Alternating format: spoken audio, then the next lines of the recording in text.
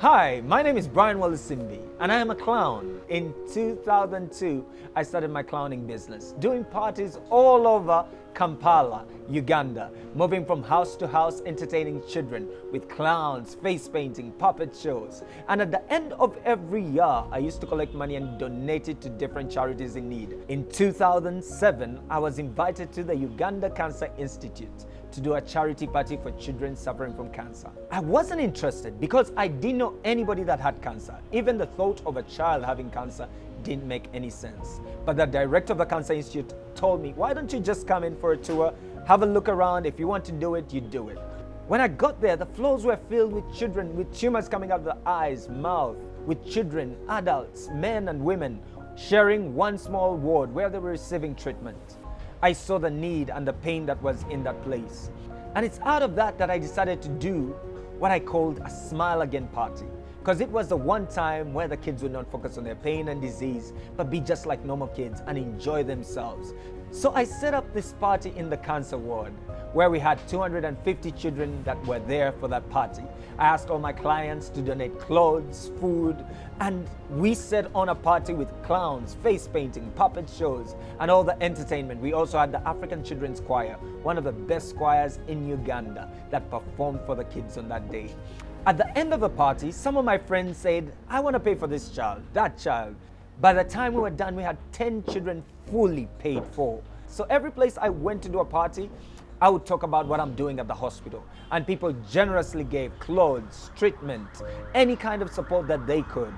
In 2009, we noticed that we were raising a lot of money for chemotherapy, but the kids were dying more of malaria because they were sleeping on verandas.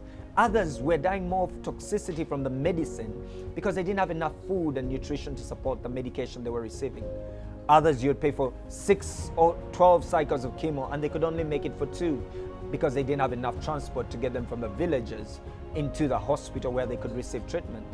That's when I started thinking that what about if I could find a place close to the hospital where the kids could find a warm bed, meals. In March of 2010, we opened up our home. The home provides meals, accommodation for a child and their caregiver or family member. We also provide school so that kids do not miss out on school. We have play therapy, we have counselors that are there at the home supporting the kids. We also support subsidized medical support, and all of these services are provided free of charge. Since we started, we have seen some amazing changes, success stories in the lives of kids. We have seen children beat cancer and live longer lives. Kids like Irene, that's how Irene looked like when she came to us. Irene went through surgery and support, and this is Irene right now, cancer-free, back in the village, doing really well. Other kids like Nicholas. Yes, Nicholas had this huge, massive tumor the first time we saw him.